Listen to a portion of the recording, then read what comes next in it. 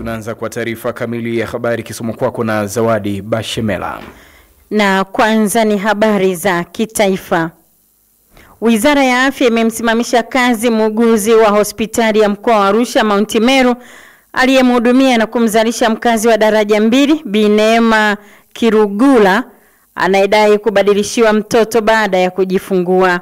Kwa mujibu wa taarifa ya mkuu wa kitengo cha mawasiliano serikalini Roida Andusamile, Bi Neema anadai kuwa baada ya kujifungua kwa njia ya upasuaji alioneshwa mtoto wake na muuguzi akiwa ni mzima, na baadaye aligundua kuwa amebadilishiwa mtoto baada ya kuletewa akiwa amefungwa kwenye vitenge ambavyo si vya kwake.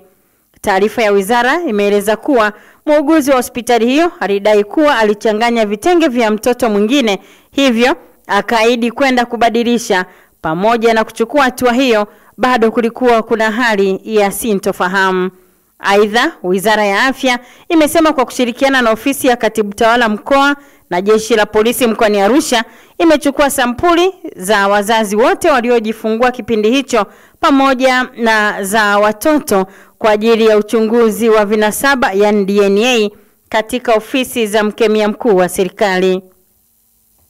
Jeshi la polisi mkoa wa Morogoro linawashikilia watu 19 wanaodaiwa kuwa matapeli kutoka makampuni yanayowarubuni vijana kwa kuwafundisha mbinu za utajiri kupitia njia za mtandaoni.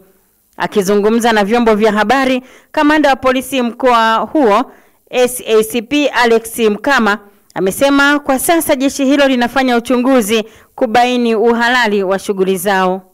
Kwa sehemu ya utapeli ambao tunauona ni haya makampuni aidha bandia au walali wake pia bado unachunguzwa. Amekuwa na mtindo wa kuwaita vijana kutoka mikoani huko kwa ajili ya kuja mfanya mafunzo ya ujasiriamali au kuwafanya wawe matajiri baadaye. Sehemu ya makampuni hayo ni kampuni inajiita kwa jina la Alliance in Motion Global, nyingine inajiita QY Group of Company, lakini kuna kampuni inaitwa QNet Group of Companies na kampuni nyingine inajiita Instant Millionaire. Kwa hiyo viongozi wa haya makampuni wamekamatwa kwa ajili ya uchunguzi zaidi. Tunaona vijana hawa wanashawishiwa kufika eneo watakalo ambapo ulipa ada ya shilingi kati ya $600,000 mpaka $1,000,000, na ukishapokelewa kwenye kambi ambazo zimeandaliwa ambapo ni nyumba kubwa zenye uzio, vijana hao wakiwa kambini urubuniwa na kuanza kuwalazimisha wazazi wao wawatumie pesa kwa ajili ya kuendelea na masomo zaidi, wakiaminishwa kuwa watakapohitimu watapata ajira kupitia mtandao.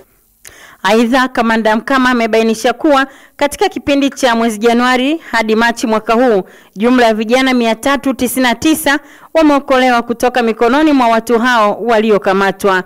Jeshi la polisi limewataka vijana kuwa makini na matangazo yanayoahidi kupata utajiri wa haraka, huku likiendelea na uchunguzi zaidi juu ya swala hilo. Wananchi wa mtaa wa Kiguhu na Hwazi, halmashauri ya mji Kasulu mkoani Kigoma, wametakiwa kushirikiana na vyombo vya ulinzi na usalama kudhibiti vitendo vya wizi wa mazao shambani. Wito huo umetolewa na afisa mtendaji wa kata ya Nyasha Bwana Heri Renatus wakati akizungumza na wananchi wa kata hiyo kuhusu swala la ulinzi na usalama. Bwana Heri amesisitiza wananchi kushirikiana kubaini wanaojihusisha na vitendo hivyo ili waweze kuchukuliwa hatua za kisheria kwa ajili ya kuimarisha ustawi bora katika familia. Tunayo changamoto ya mtaa wa Kiguhu na Hwazi. Kwa asilimia kubwa kuna wezi wanajificha hii mitaa yetu. Tulishapeana maelekezo na mwenyekiti na mtendaji wa mtaa, hatupo tayari kusifika kwa wizi. Kwa hiyo tuendelee kuwa na ushirikiano, lakini pia tukomeshe vitendo viovu. Ulinzi unaanza na wewe mwenyewe. Kuna jirani haeleweki, toa taarifa. Kuna kijana haeleweki, yani yeye asubuhi saa 1 yupo kwenye game, halafu msimu wa mavuno kama una yeye yuko busy na majunia, yeye anayatoa wapi? Kwa hiyo lazima tushirikiane. Nina uhakika kwa kata ya Nyasha matendo yote maovu yataisha. Baadhi ya wananchi wamesema vitendo vya wizi wa mazao shambani vinazidi kuongezeka kutokana na baadhi ya vijana kuwa tegemezi kwa kushindwa kufanya shughuli za kujiingizia kipato, huku baadhi yao wanaokamatwa kwa kuhusika na wizi huachiwa bila adhabu yoyote. Wakazi wa kata ya Buseresere wilayani Chato mkoani Geita wameshukuru serikali kwa kuboresha huduma za upasuaji katika kituo cha afya cha Buseresere. Diwani wa kata hiyo Godfrey Miti kwa niaba ya wananchi amesema kabla ya kuanzishwa kwa huduma ya upasuaji katika kituo hicho, wananchi walikuwa kilazimika kusafiri zaidi ya kilomita 25 kwenda Chato au Geita. amesema serikali imetoa zaidi ya shilingi bilioni 1 kwa ajili ya ukarabati wa majengo ya wodi, ununuzi wa dawa na vifaa tiba, hali iliyowezesha wakazi wa kata hiyo kuwa na uhakika wa huduma za afya.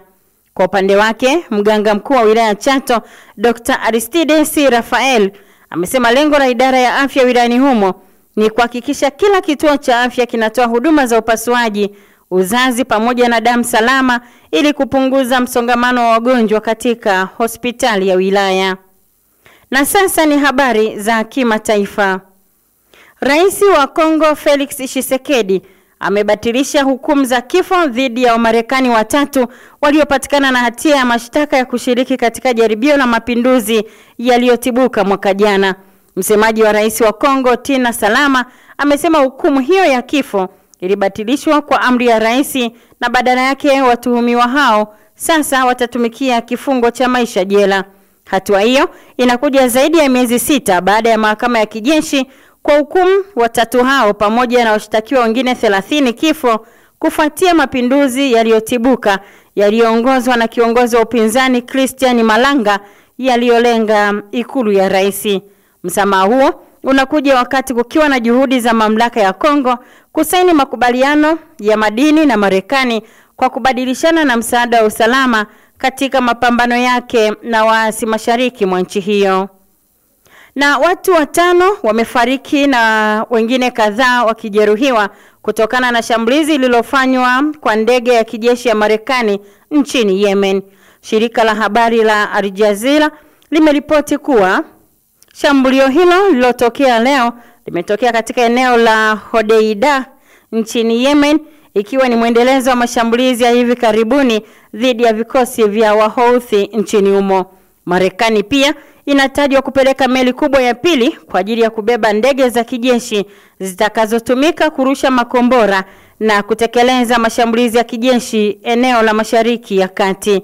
Kwa mujibu wa msemaji wa waziri wa afya wa Wahouthi Aniz Al-Sibahi, kundi hilo la wapiganaji wa Kihouthi lilikuwa limetishia kurejesha mashambulizi dhidi ya meli zinazohusiana na Israel katika Bahari Nyekundu kufuatia uvunjwaji wa sitisho la mapigano huko Gaza. Waza Wazua. Msikilizaji, neno kwa nini mara nyingi ni mwanzo wa ugomvi. Liepuke. Waza Wazua. Na huo ndio mwisho wa duru habari jioni ya leo. Endelea kutufuatilia katika mitandao yetu ya kijamii, Facebook Radio Kwizera na YouTube Kwizera TV. Saa 2 usiku utasikiliza taarifa nyingine ya habari.